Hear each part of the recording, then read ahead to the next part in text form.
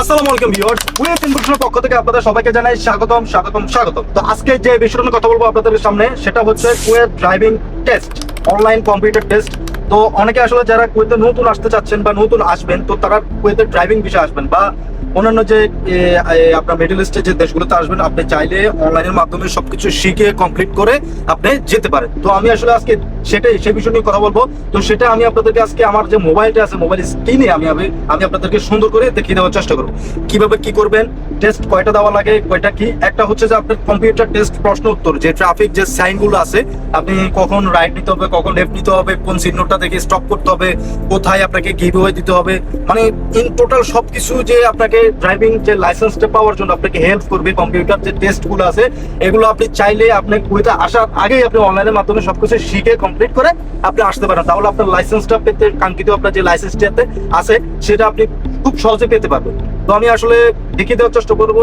তো চলুন আমাদের মোবাইলের স্ক্রিনে আমি আসলে দেখিয়ে দেওয়ার চেষ্টা করবো। ফার্স্ট অফ অল আপনি কি করবেন, আপনার যে ফোনে যে ডিফল্ট ক্রোম ব্রাউজারটি আছে সেটি আপনি অন করবেন, ঠিক আছে। তো ক্রোম ব্রাউজার সবাই চিনেন।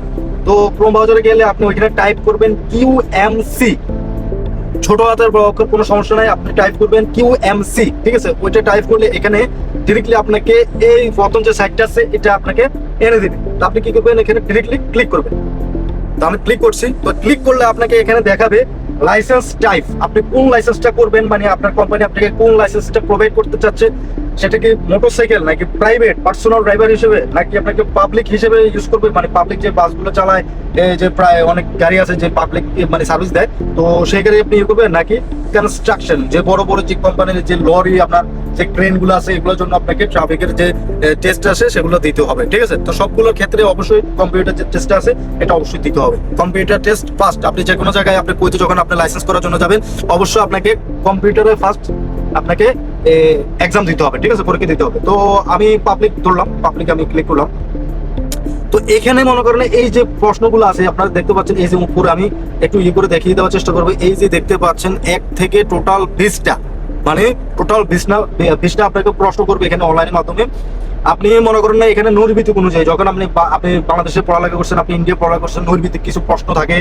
যেমন আপনাকে একটা প্রশ্ন করে নিচে অপশন দিয়ে থাকে যে এই অপশনের ভিতরে কোনটা হবে, বা একটা ট্রুথ মানে ফলস ট্রু এরকম একটা আপনাকে সাইন দিয়ে রাখে যে কোনটা, আমি উপরে যে কথাটা তারা বলছে এটিকে আসলে কি সত্যি না মিথ্যা। তো আমি একটু পড়ে বলার আপনাকে চেষ্টা করব। It is not permissible to put a road in the vehicles without talking all security and safety measures, load coverage, load fixation। তো এরকম যে প্রশ্নগুলো থাকবে আপনাকে টোটাল একটার পরে একটা আপনাকে প্রশ্নগুলো আপনাকে অ্যান্সার দিতে হবে। আর এক এক সময় এক এক প্রশ্ন আসবে, মানে সব সময় এক প্রশ্ন আসবে না। ঘুরাইয়া পেঁচিয়ে আপনি মনে করেন মুখস্থ করে গেলেন বা ইয়ে করে গেলেন হবে না।